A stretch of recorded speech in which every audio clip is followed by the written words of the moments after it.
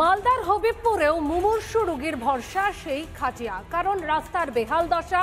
সেখানে ঢোকে না গাড়ি, সেখানে ঢোকে না অ্যাম্বুলেন্স। ঘটা করে প্রচার হয় পথশ্রীর, কিন্তু পথশ্রীর আসলে প্রকৃত অবস্থাটা যে কি সেটা জেলায় জেলায় এই ছবি দেখেই স্পষ্ট প্রমাণ।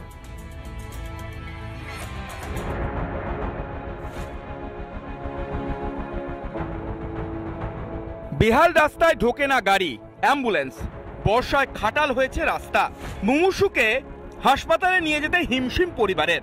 অগত্যা কাঁধে চেপেই 70 বছরের বৃদ্ধাকে নিয়ে যাওয়া হলো হাসপাতালে। লজ্জার এই ছবি মালদহের হবিবপুর ব্লকের শ্রীরামপুরের। শনিবারই হাসপাতাল থেকে ফেরেন বৃদ্ধা।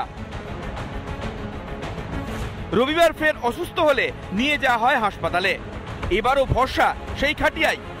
হবিবপুর ব্লকের শ্রীরামপুর গ্রাম পঞ্চায়েতের রঞ্জিতপুর এলাকায় যে 70 বছরের বৃদ্ধা রানী সোরেন যে অসুস্থ হয়েছিল, যাকে কালকে অ্যাম্বুলেন্স এখানে ঢুকতে যাচ্ছিল না, তাকে খাটিয়া করে নিয়ে আনা হয়েছিল।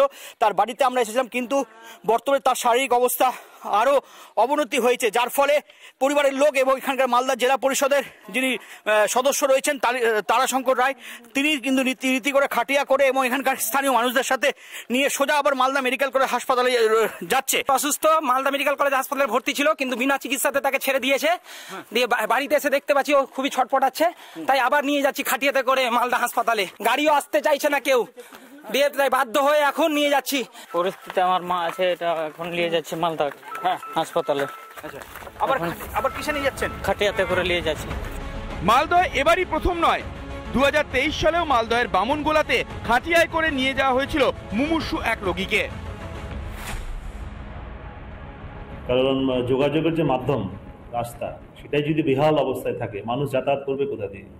রাস্তার খুব খারাপ অবস্থা। এগিয়ে বাংলা সরকার তার নজির। বাংলায় কেন্দ্রীয় প্রকল্প আছে প্রধানমন্ত্রী গ্রাম সড়ক যোজনা, কিন্তু প্রধানমন্ত্রী গ্রাম সড়ক যোজনায় গ্রামের কাঁচা রাস্তা পাকা হওয়ার কথা, কিন্তু কেন্দ্রীয় কোনো প্রকল্প, শুধু প্রধানমন্ত্রী গ্রাম সড়ক যোজনা নয়, কেন্দ্রীয় কোনো প্রকল্প আমাদের এখানে এক্সিকিউশন হচ্ছে না।